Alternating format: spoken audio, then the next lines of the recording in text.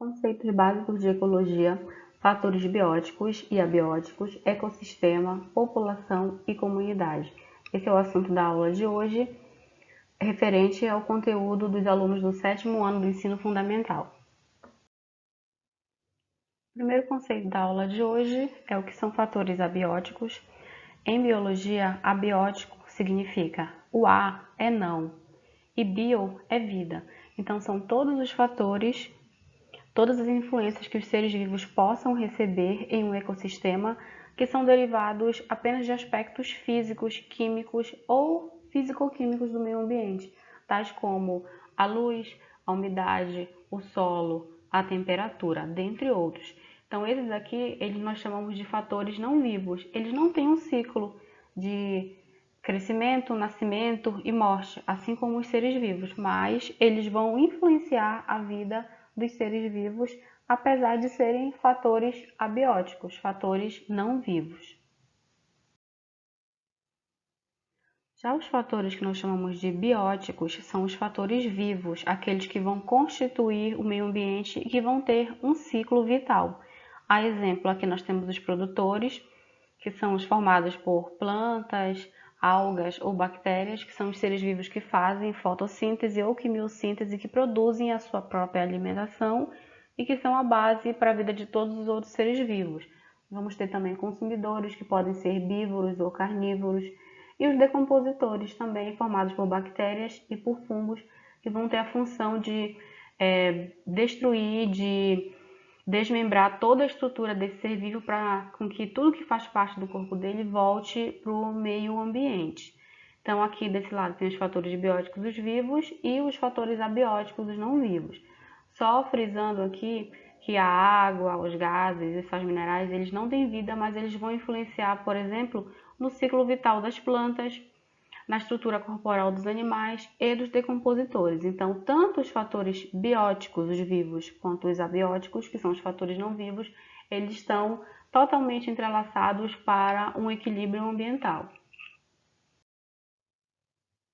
O ecossistema ele é formado pelo conjunto dos relacionamentos da fauna, da flora e dos micro-organismos, que são os fatores bióticos, e o meio ambiente, com os compostos dos elementos do solo, da água e da atmosfera. Todos os elementos que compõem o ecossistema eles se relacionam com equilíbrio e harmonia e estão ligados entre si. A alteração de um único elemento causa modificações em todo o ecossistema, podendo ocorrer a perda do equilíbrio existente, que é o que a gente chama de desequilíbrio ambiental. Se, por exemplo, uma grande área de mata nativa de determinada região ela for substituída por cultivo de um único tipo de vegetal, pode comprometer a cadeia alimentar dos animais que se alimentam das plantas, bem como daqueles que se alimentam desses animais. Então, o nosso ecossistema é o relacionamento dos fatores bióticos e dos fatores abióticos. Aqui nessa imagem, vocês estão vendo um ambiente seco, um ambiente onde está relacionada a presença de cactos e de árvores que são ligadas à permanência desse ambiente seco. Então, possivelmente, esse ecossistema analisado aqui é o ecossistema da Caatinga, onde as plantas elas são formadas mais por cactáceas, elas conseguem sobreviver a ambientes muito quentes, a solo muito ácido e a poucos nutrientes. O conceito de população. A população ela é formada pelo conjunto de indivíduos da mesma espécie. Então, aqui nós vamos ter uma população de zebra e uma população de elefantes. Quando nós analisamos separadamente, nós levamos em consideração que aqui nós temos duas populações. Então, são formadas por indivíduos da mesma espécie. Às vezes, pessoal, a população ela pode aumentar muito. Por exemplo, em meados do século XIX, alguns coelhos selvagens eles foram levados da Inglaterra para a região da Austrália, por serem utilizados nas caçadas. Na Europa, as populações de coelho elas eram naturalmente controladas por diversos tipos de predadores e parasitas. Só que na Austrália não existiam tantas espécies que atacavam coelhos assim. O resultado é que esse animal se reproduziu rapidamente e chegou a atingir 200 milhões de indivíduos, que passaram a destruir plantações e as pastagens da Austrália. Isso mostra o perigo da gente estar introduzindo em um novo ambiente um organismo que não é nativo, que naquele lugar não vai ter predadores naturais. Então, a população é formada pelo conjunto de indivíduos da mesma espécie. A comunidade ela já vai ser formada pelo conjunto de indivíduos de várias espécies.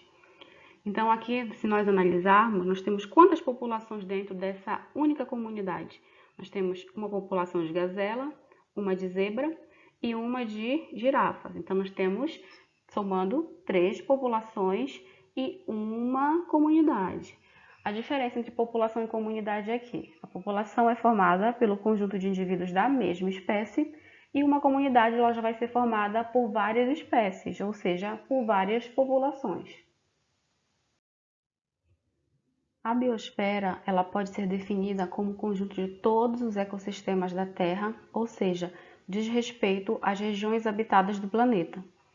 A Terra ela pode ser dividida da seguinte forma: nós vamos ter a litosfera, que é a parte sólida constituída pelas rochas, a hidrosfera, que é o conjunto total de água do planeta, com os rios, os lagos e os oceanos, a atmosfera, que é a camada de ar que envolve o planeta, e a biosfera, que são as regiões habitadas do planeta.